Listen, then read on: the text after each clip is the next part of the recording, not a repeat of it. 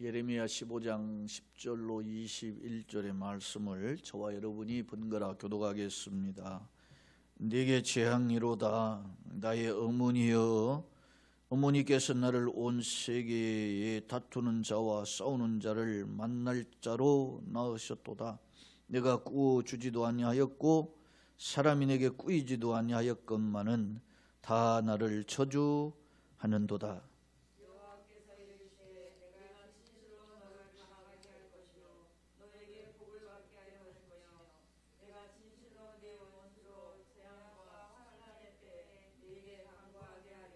누가 능히 철, 고 북방의 철과 놋을 끄끄리요.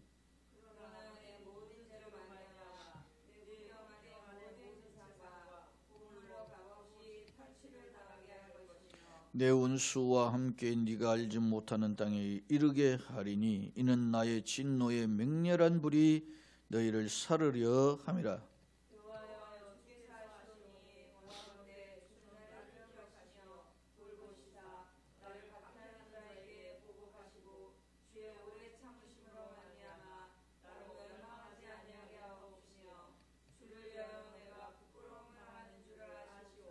만군의 하나님 여호와시여, 나는 주의 이름으로 일컬음을 받는 자라.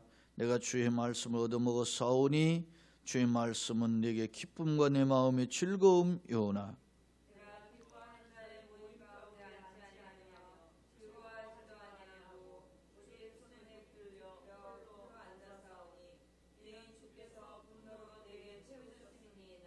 나의 고통이 계속하며 상처가 중하여 낫지 아니하면 어찌 됨이니까?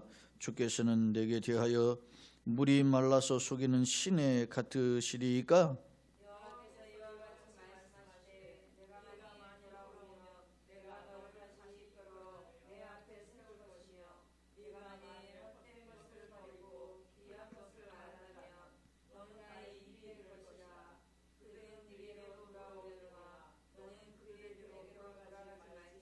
내가 너로 이 백성 앞에 견고한 놋성벽이 되게 하리니 그들이 너를 칠지라도 이기지 못할 것은 내가 너와 함께하여 너를 구하여 건짐이라. 여호와의 말씀이니라.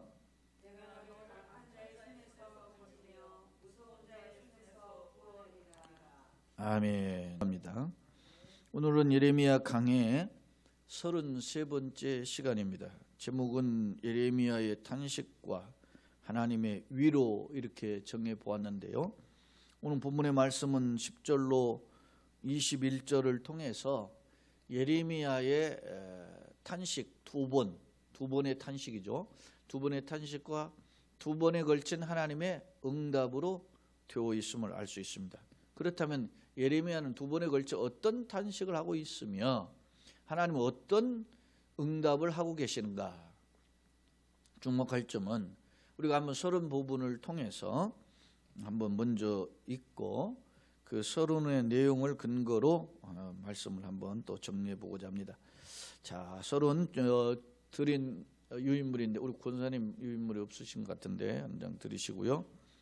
자, 당시 이스라엘 백성들은 하나님의 심판을 경고하는 예레미야의 선포에 귀를 기울이기는커녕 오히려 핍박했었다. 당시 이스라엘 백성들이 어땠어요? 메신저인 예레미야의 그 선포를 듣지 않아요. 오히려 화평을, 왜 예레미야는 뭘 말합니까? 하나님 심판을 말해요. 근데 반대로 거짓 선지자들은 예레미야는 혼자 전하는 거고 거짓 선지자는 다수예요. 근데 그들은 뭐냐? 화평을 이야기해요. 야, 하나님 우리를 복 주실 것이다. 안전할 것이다. 더 장성하고 더 평안하고 더 많은 은혜로 우리가 체험받게 될 것이야. 이렇게 이야기한단 말입니다. 예레미야는 아니다, 그렇지 않다, 회개하고 돌아오지 않으면 하나님이 심판하실 것이다. 계속 경고를 하니까 이 백성들이 어떻게 해요? 예레미야에 대해서 짜증을 내고, 짜증내는 정도가 아니에요. 이제는 뭐요? 핍박을 하는 거예요. 죽이려고 했어요. 핍박이라는 단어로 제가 정리했지만 죽이려 했단 말입니다. 그렇기 때문에, 자, 두 번째 줄, 그렇기 때문에 선지자는 이런 현실을 바라보면서 어떻게 해요? 탄식하고 절망. 사람이라는 게 아무리 하나님 뜻대로 살고 하나님 뜻을 전하는데도 사람들이 안 달라지고 오히려 그냥 외면만 하면 모르겠는데요. 자기에게 달려들어가지고 죽이려고 하면 어떻게 하겠어요? 이 육신을 가지고 있는 선지자도 걱정이 되고 두렵고 어떻게 해요? 낙심하고 절망하게 되는 거예요. 그러니까 현실을 바라보며 낙심하고 탄식하고 절망했으나 하나님은 말씀을 통해서 어떻게 해요? 위로해 줘요. 하나님이 위로해 주신 게 뭐냐면 말씀이에요. 말씀. 그러니까 오늘 이 시간에도 우리가 여기 수요 밤 예배 현장에 올라오거나 아니면 각 가정에서 온라인에 가족과 함께 예배하는 이유가 뭡니까? 하나님의 말씀을 통해서 내게 있는 문제들을 해결받고 또 내가 어떤 마음의 답답함과 절망적인과 고민 것들을 해결받고 치료받기 위함인 줄로 믿습니다. 그렇습니다. 동시에 또 말씀을 거울을 통해서 내가 어떻게 해요? 내 자신을 돌아보면서 이거 냄새나는 거구나, 정리해야 되겠구나, 청산해야 되겠구나, 회개해야겠구나, 이런 결단의 마음도 갖게 되는 것이죠. 하나님 은혜도 사모하는 거지만 회개하면서 정리하는 거예요. 이런데 이것을 매일 하면 한다면 얼마나 좋겠어요.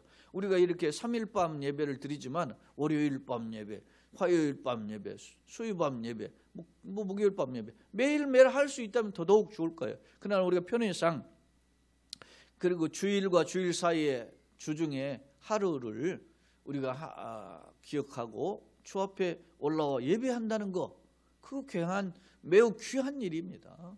바라기는 오늘 이 시간 세상 사람들은 이렇게 말할 수 있어요. 세상 사람들 말고 우리 믿는 성도들 중에 너 수요 예배 그렇게 열심히 가고 그래도 잘 되는 거 못 봤다 이런 식으로 비아냥거릴 수도 있어요. 너 그렇게 예수 믿던데 그렇게 교회 헌금 맞추고 열심히 그렇게 몇십 년 교회 다니더니 잘 된 거 뭐 있어, 이렇게 비아냥거릴 수 있어요. 그러나 예레미야의 경우도 그랬죠. 예레미야가 어떤 선지자입니까? 오직 하나님만 의지했던 선지자인데 백성들이 말이지 자기의 말씀과 전하는 말씀을 듣고 회개하고 깨닫고 돌아오기는커녕 자기를 죽이려고 했을 때 예레미야도 절망에 빠진 거예요. 바라기는 힘들고 지친 우리의 마음이 오늘 말씀을 통해서 위로함 받기를 예수님의 이름으로 축원합니다. 자, 마지막 세 번째, 네 번째 줄을 보면 본문은 두 번째 걸친 예레미야의 탄식과 하나님의 위로인데 한번 내용을 살펴보자 했습니다. 자, 이제는 성경으로 돌아와서 성경 말씀을 한번 살펴보고자 합니다. 자, 그러면 어떻게 예레미야가 탄식하고 있는가? 10절 내게 뭐라고요? 재앙이로다 그랬어요. 이게 재앙이라는 한마디의 단어가 다 모든 것을 당시 예레미야 상황을 함축적으로 요약해 줘요. 내게 재앙이로다. 그 다음에 나의 어머니께서 나를 온 세계에 다투는 자와 싸우는 자를 만날 자로 나오셨다. 사방이 자기가 예레미야가 지금 생각해 보면 온통 사방이 나와 싸우는 사람밖에 없다 이런 거예요. 우리 한자 속담에 사고 묻힌이잖아. 사방을 둘러보아도 묻힌, 의지할 친척이 없는 거예요. 외로운 거죠. 외로워. 그렇습니다. 여러분, 신앙생활을 할 중에 외로운 게 뭐냐면 사람이 어떤 사람은 산속에 나와서 나 혼자 산다 그런 프로그램도 있던데 나는 그렇게 못 살 것 같아 혼자.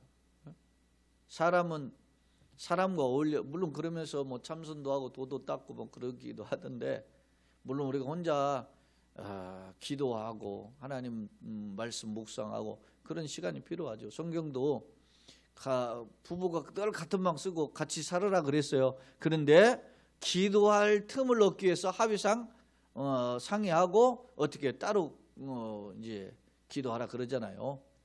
그러니까 그럴 시간이 필요한 거죠. 근데 우리가 살면서 사람과의 만남, 이 관계가 굉장히 중요해요. 근데 예레미야는 돌아보니까 어떻게 해요? 사방이 다 자기를 어떻게 해요? 대적하는 사람이에요. 온 세계에 다투는 자와 싸우는 자로 나를 만난다. 이런 얼마나 힘들었으면 이런 말을 했겠어요. 그러면서 내가 꾸어주지도 아니하였고 사람이 내게 꾸이지도 아니하였건만은 다 나를 어떻게 해요? 저주해. 이게 꾸어주지도 않고 사람들이 나한테 빌려가지도 않았다는 거예요. 이 말은 뭐냐면 당시에 고리대금업자 있잖아요. 오늘날 우리 사채업자. 저놈들 말이지 등껍질 벗겨가지고서 먹는 놈이다. 막 이렇게 욕하는 건 예나 지금은 똑같아. 사람이 물질적으로 손해를 당하면 막 그런 거예요. 오늘날도 사채 놀이 하는 사람들 얼마나 악질입니까? 돈 받아가는 사람들 얼마나 힘들게 해요. 다 그런 건 아니지만 내가 보기엔 상당수가 그래요. 그런 사람들이 야 사채업자 좋다 할 사람이 어디 있어요? 그러니까 다 욕하는 거예요. 근데 이스라엘 당시 예레미야가 살던 당시에 소위 고리대금업자가 그랬단 말입니다. 고액의 그 금리로 말이죠. 고금리로 사람들의 말이지 돈을 빌려주고서나 갈취해가는 그런 사람들이 있었다는 거예요. 마치 이스라엘 백성들이 예레미야를 대하기를 꼭 그런 사채업자 대하듯 대했다는 거예요.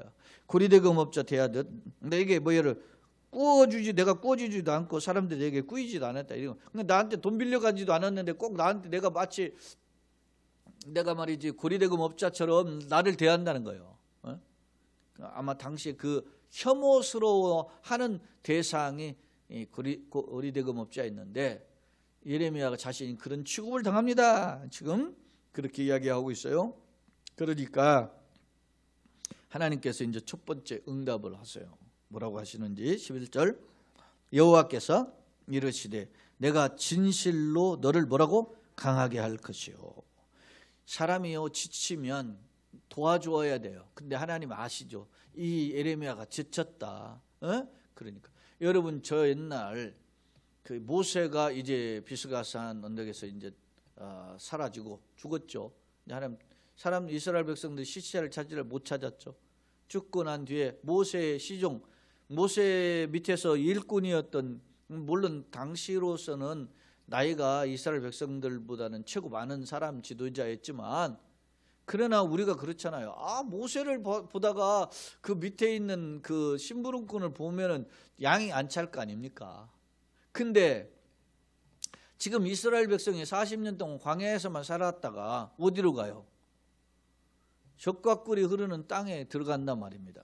근데 그 땅에는 지금 누가 있어요? 38년 전에 정탐꾼으로 가봤던 누가? 여호수아가 보니까 어떻게 해요? 머리가 하나씩 더 있어요. 안악자손. 안악자손은 르바임 후손들인데 이 사람들은 뭐냐면 거인족, 르바임이 거인이란 뜻이에요. 안악이 거인이란 뜻이에요. 그게 거인족들이 있어요. 근데 우리는 변변치 않은 칼 하나 없어요. 창자로 하나 없어요. 근데 그 사람들은 우리보다 키가 머리가 하나씩 더 있고 전쟁의 용사들이라 말입니다. 칼과 창으로 무장돼 있고 말 기마병도 있고 심지어는 이스라엘에는 뭐 없어요. 그런데 전쟁에 들어가려니까 이스라엘 백성들도 걱정하죠. 지도자 모세보다 못한 사람이 세워졌고 그 여호수아 입장에서도 자기가 생각해봐도 걱정인 거예요. 그럴 때 여호수아 1장 1절 9절에 보면 하나님이 그에게 주신 말씀이 뭡니까? 너는 두려워 말라. 강하고 담대하라. 내가 너와 함께 하겠다. 할렐루야. 하나님이 위로해 주시는 거죠. 그러면서 그 위로해 주시는 비결이 뭐냐면 당시 여호수아 1장에서 보면 알지만은 너는 말씀을 어떻게 해요? 붙잡아라 그런 거예요. 말씀. 좌로나 우로나 치우치지 말고 말씀을 붙잡아라. 오늘 예레미야를 위로하시는 하나님 역시 말씀을 주시는 거 위로의 말씀을요. 뭐라고 하시는지 한번 좀 더 들어가 봅시다. 너에게 뭐요? 내가 너를 강하게 할 것이고 너에게 뭐요? 복을 받게 할 것이며 그 다음에 내가 뭐로? 진실로 내 원수로 재앙과 환난의 때에 너에게 간구하게 하리라. 여러분 두 번에 걸친 진실로라는 단어가 반복되어 있어요. 이거는 하나님의 강력한 선포예요. 이렇게 하겠다라는 거예요. 진실로는 맹세와 같은 거잖아요. 그런 하나님의 일종의 맹세예요. 이게 예레미야에게 하신 맹세예요. 어떤 맹세예요? 너를 강하게 할 것이고 너를 복받게 하는데 어떻게 강하고 복을 받게 하느냐? 너의 원수로 재앙과 환난의 때 너에게 뭐요? 간구한다. 도와달라고. 너의 원수, 너의 제적자들이 너에게 살려달라고 너한테 요청하게 될 것이다. 이 내 원수는 둘로 볼 수 있어요. 당시 예레미야 원수는 둘이에요. 하나는 말씀을 듣지 않고 말씀을 거부하면서 예레미야가 전하는 메시지를 어떻게 해요? 거부하면서 예레미야를 핍박했던 민족들이에요. 동족이에요. 심지어 예레미야를 죽이려 했으니까. 동시에 이스라엘 민족뿐 아니라 모든 사람들을 잡아가잖아요. 죽이고 잡아갈 때 누가 잡아가요? 바벨론 아닙니까? 그들은 궁극적으로 이스라엘의 대적자죠. 그러면 어떻게 해요? 예레미야도 죽이고 잡아갈 거 아니겠습니까? 그런데 참 희한해요. 나중에 이 말씀대로 바벨론이 쳐들어오니까 이스라엘 백성들이 어떻게 해요? 그때도 정신 못 차리고, 야, 그때 맞았구나. 예레미야 선포가 맞았구나. 우리가 하나님 뜻대로 살지 못해가지고 이런 고난을 당하는구나. 이렇게 하고 회개해야 되는데 그렇지 않고 어떻게 했어요? 당시에 이스라엘 민족들이 바벨론이 쳐들어오니까 살려달라 하고 어디로 가요? 애굽으로 도망간 거예요. 근데 도망갈 때 그냥 가지 않고 예레미야를 데리고 도망가는 거예요. 끌고 가는 거야. 그런데 하나님께서 저 바벨론의 군대를, 추격 군대를 보내가지고 예레미야를 데려와요. 근데 그 사람들도 이방에 끌려가는 사람을 이방이 또 해방시켜서 데려오잖아요. 그런데 그 대적자인 바벨론이 예레미야를 어떻게 해요? 잘 대접해 준단 말입니다. 성취되는 거예요. 민족도 고난과 역경을 당할 때 살려달라고 예레미야한테 부탁할 것이고, 그 민족을 짓밟는 그 바벨론의 군대도 예레미야를 후대해요. 자, 12절 누가 능히 철, 곧 뭐요? 북방의 철과 놋을 깎으리요. 이건 뭐 난해구절이라고 하는데 그냥 문자적으로 그대로 보면 되는 거예요. 사실 철은 강력한 쇠잖아요. 그 철과 놋은 당시의 전쟁의 강력한 무기를 상징해요. 그 철과 놋으로 상징되어 있는 게 뭐냐면 북방에서 쳐들어오는 군대예요. 바벨론의 군대죠. 누가 능히 그 철과 놋과 같은 강력한 힘을 가진 바벨론의 군대를 꺾을 수 있느냐? 없다는 거예요. 그러나 이처럼 강력한 군대이지만 그러나 네 모든 죄로 말미암아 네 국경 안의 모든 재산과 보물로 어떻게 해요? 값없이 탈취를 당하게 할 것이야. 이 바벨론의 군대가 와가지고 싹쓸이에 가버린다는 거예요. 실제로 여러분 보시면 알지만은 성전에 있는 금은 보화 그릇들을 가지고 가잖아요. 그래서 시편 137편에도 보니까 바벨론 강변에서 목 놓아 우는데 그 사람 왜 우느냐? 내가 그 뭡니까 수금을 저 버드나무 가지에 걸어놓고서나 이제는 다시는 안 탄다 그러잖아. 왜? 바벨론 사람들이 이스라엘 사람들한테 너 이스라엘 민족 중에 끌려온 사람들 노예를 데려다가 뭐라고 하느냐? 야 이놈 이스라엘 사람인데 너 성전에서 부르던 노래 한번 불러봐. 뭐 이런다는 거예요. 오늘날 우리 뭐 예를 들어서 말이지 술자리에서 말이지 기독교인 데려다가 너 교회 다니지? 너 말이지 한번 여기서 말이 찬송 한번 불러봐. 그럼 여러분 부르겠어요? 그러니까 안 부르면 매 맞고 고통당하고 죽임당하고 그러니까 차라리 그럴 것 같으면 어떻게 해요? 내 손에 그 수금을 타는 찬송을 타는 수금을 타는 재주를 잊어버릴지로다. 그래서 수금을 저 버드나무에 걸어버리고 자신은 안 타겠다 결단한 거라.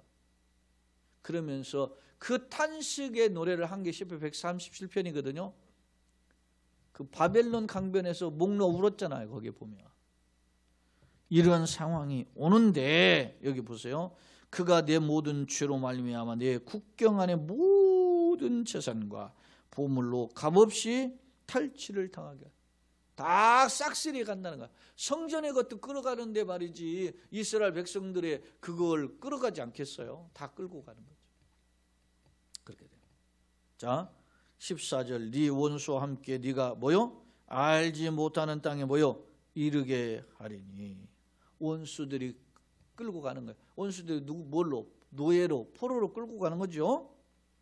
노예 삼기 위해서 이는 나의 진노의 맹렬한 불이 너희를 뭐요? 사르려 함이라. 여러분 예레미야가 탄식했는데 하나님의 응답은 뭐예요?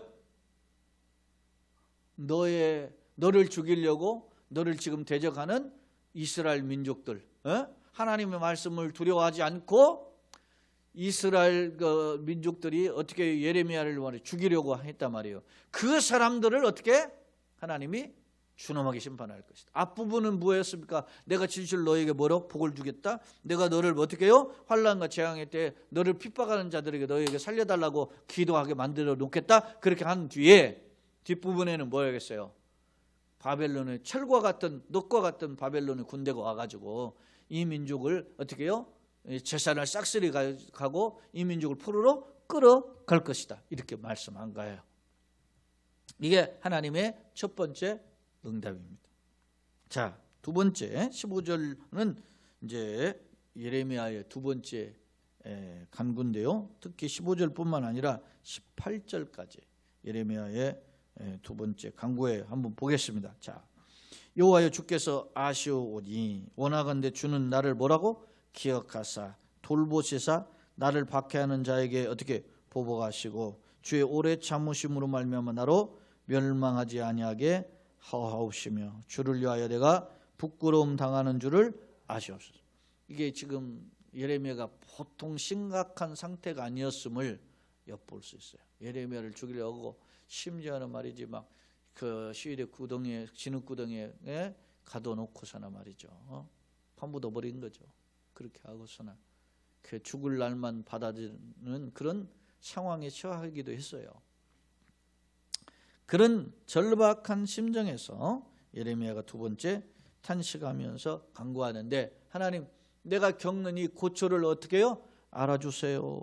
그렇게 기도하는 거란 말입니다. 왜냐하면 이 예레미야에 대한 공격은 단지 뭐겠어요? 개인에 대한 어떤 보복이 아니라 누구요? 하나님께 대한 도전이죠.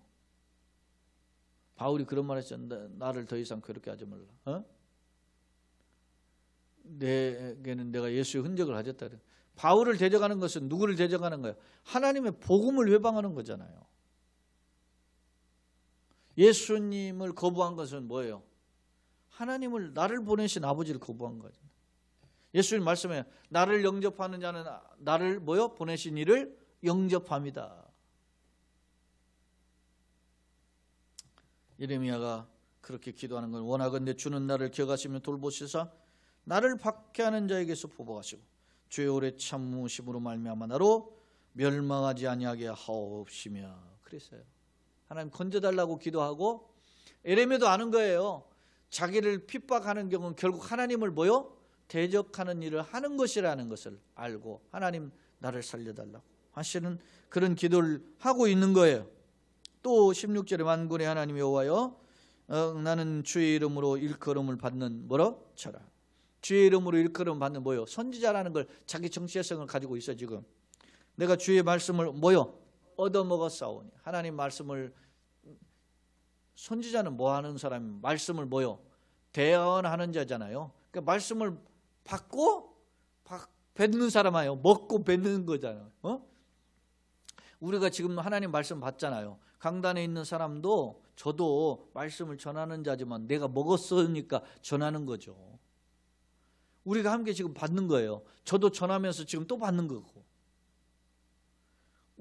내가 말씀을 얻어 먹었사오니 주의 말씀은 내게 기쁨과 내 마음이 뭐요? 즐거움이에요. 말씀을 생각하면 그 말씀이 나에게 위로와 힘과 소망이 된다는 거예요.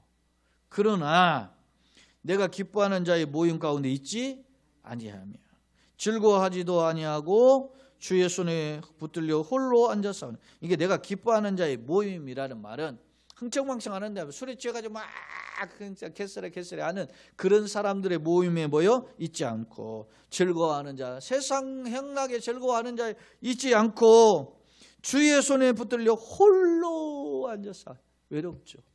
사랑하는 여러분, 신앙생활은 외로운 길이에요. 어찌 보면 갈수록 외로운 거죠. 사실은. 왜냐? 내가 주님 뜻대로 살려고 하면 살려고 할수록 어떻게 해요?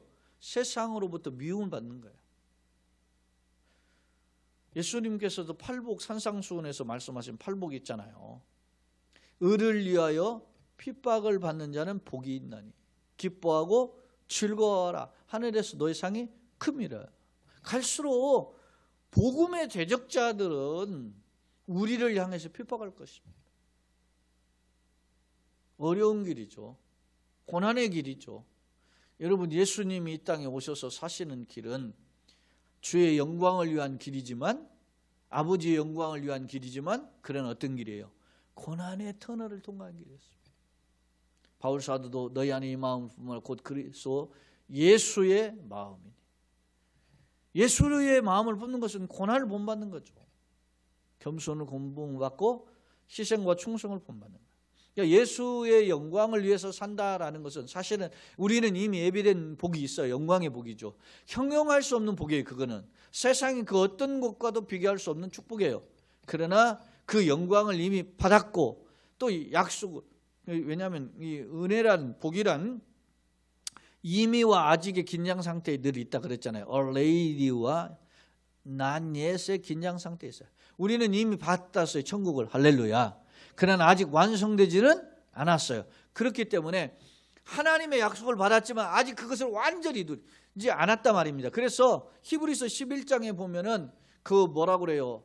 아브라함을 비롯한 믿음의 선배들이 어떻게 해서 멀리서 영원한 성을 바라보았다는, 약속은 받았지만 아직 그것을 확실히 누리지를 않았어요. 그래서 멀리서 환영하며 소망하면서 나아갔다는 거예요.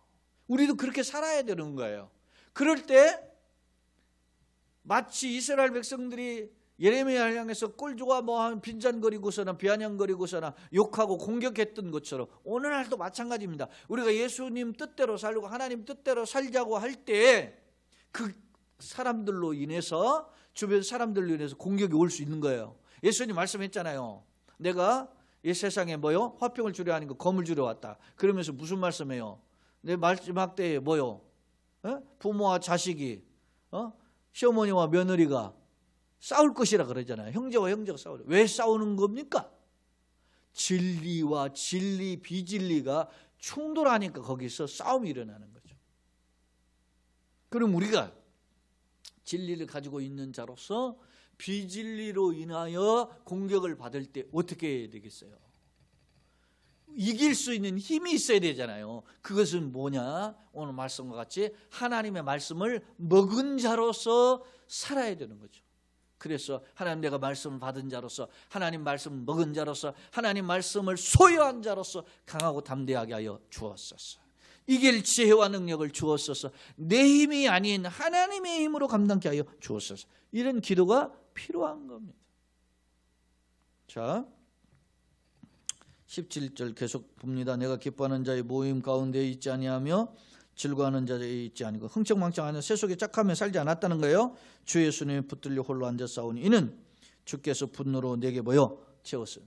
이게 무슨 말입니까? 분노로 내게 채우셨다라는 말은 제가 그렇게 주님 뜻대로 사니까 어떻게 해요? 내게 주님 뜻대로 사니까 상황이 주님 뜻대로 살면은 말이지, 왜 그렇잖아요.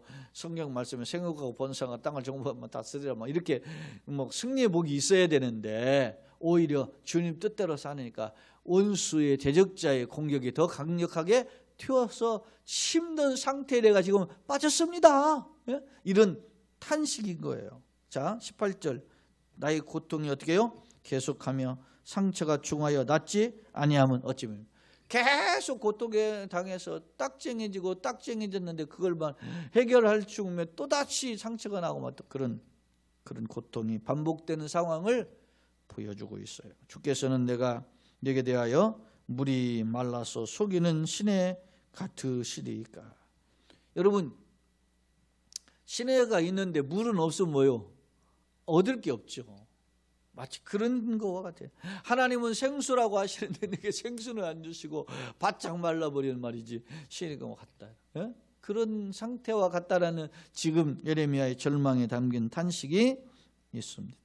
이 말은 철저히 내가 하나님 중심, 말씀 중심으로 살았지만은 역경이 반복되는 이 절망적인 상태를 주님 해결해 주세요. 뭐 이런 거예요. 자, 그럼 하나님 어떻게 응답하시는지 봅시다. 19절 여호와께서 이와 같이 말씀하시되 네가 만일 뭐요? 돌아오면 내가 너를 다시 이끌어 내 앞에 세울 것이며 네가 만일 헛된 것을 버리고 귀한 것을 말한다면 너는 나의 입이 뭐요? 될 것이다. 그들은 네게로 돌아오려니와 너는 그들에게 돌아가지 뭐라고? 말지라. 자, 이 말씀은 무슨 말이에요? 예레미야가 탄식할 때 뭐 합니까? 인간의 마음속에 한편에 내가 언제 선지자 되고 싶어서 했습니까? 에? 그런 게 있는 거예요. 예레미야 1장에 보면은 나는 아이라 말할 줄 모릅니다. 그러니까 너는 아이라 말하지 말아라. 너는 어머니 모태의 뱃속에 있을 때부터 내가 너를 뭐요? 구별했다 하면서 내가 너를 선지자로 세웠다 그러잖아요. 그러니까 예레미야 마음속에는 그런 게 있는 거예요. 내가 언제 선지자로 하고 싶어 했습니까? 하나님 그러면 날 좀 해결해 주셔야 되는데 내가 이렇게 힘들지 않습니까? 나 선지자 노릇 못하겠습니다. 이런 마음이 있었던 거죠. 예레미야에게도. 이게 인간이에요. 그런데 그런 예레미야의 마음에게 그런 거예요. 네가 만일 돌아오면 네가 다시 선지자의 사명을 감당하려고 한다면 내가 너를 뭐요? 다시 이끌어 내 앞에 뭐요? 세울 것이며 네가 만일 헛된 것을 버리고 인간 생각을 버리고 세상적인 판단 기준을 버리고 귀한 것을 뭐요? 말한다면 하나님 뜻대로 다시 살 것을 결단한다면 너는 나의 뭐가 돼요? 입이 될 것이다. 그들은 너에게로 다시 뭐요? 돌아오냐. 너는 그들에게 뭐로? 돌아가지 마라. 절대 너는 하나님 말하고 하나님 뜻대로 살아야지. 너도 세상 사람들처럼 99명이 말이야 세상 짝하고 간다고 너도 홀라당 그렇게 가버리지 말아라. 그런 말씀을 하고 있는 거예요. 그러면서 하시는 말씀이 20절에 내가 너를 이 백성 앞에서 견고한 뭐요? 노성벽. 이스라엘 백성들 당시에 이 노성벽은 굉장히 중요한 의미가 있어요. 왜냐하면 이사야 45장에서도 보면은 견고하여 무너지지 않는 것을 뭐요? 논문, 쇠빗장을 꺾고 논문을 쳐서 부순다 그러잖아요. 내가 너보다 앞서가서 고레스에게 하시는 말씀이잖아요. 하나님이 내가 너보다 앞서가서 험한 길을 평탄하게 쇠빗장을 꺾고 논문을 쳐서 부수며 흑암 감춘 보화 어둠새 감춘 재물을 너에게 주어서 너로 그것을 주시니까 여호와 하나님과 알게 하신다 그랬지 않습니까? 그러니까 이 논문 이런 쇠 이것은 강력한 무너뜨릴 수 없는 거예요. 근데 노성벽인데 벽이 뭡니까? 돌벽은 그래도 무너져. 근데 노수로 된 성벽은 무너질 수가 없어요. 그러니까 너로 너희들 백성들 앞에서 견고한 뭐요? 노성벽이 되게 하리니 그들이 너를 치를지라도 이기지 뭐요? 못할 것은 내가 너와 함께하여 너를 구하여 건지며 이렇게 노성벽이 되게 하시는 분 누굽니까? 하나님이 그렇게 만들어주십니다. 하나님 나의 길이 주님 앞에 있어. 주님이 나를 이끌어 주시옵소서. 마치 욥이 그랬잖아요. 그가 나를 아시라니 그가 나를 뭐요? 단련하신 후에 내가 뭐요? 정금같이 나아가리라. 그렇습니다. 하나님은 앞서가시고 이끌어 주시는 줄로 믿습니다. 앞서 이사야 45년 내가 너보다 뭐요? 앞서가서라고 그러잖아요. 앞서간다 그랬어요. 다윗의 그 고백 속에 보면 다윗은 만만이잖아요. 골리앗을 물리쳤고 백성들의 그 전쟁의 영웅이었어요. 그런데요, 다윗이 그렇게 이길 수 있었던 것은 전쟁에 나갈 때마다 물었어요. 하나님, 이 전쟁에 올라가리까? 올라가라 하면 올라갔고, 야 숨어라 어쪽으로 피해 있어라, 매복해라. 그럼 매복해 있었어요. 자기가 늘 이겼다고 항상 올라가지 않았어요. 하나님께 늘 물었던 거죠.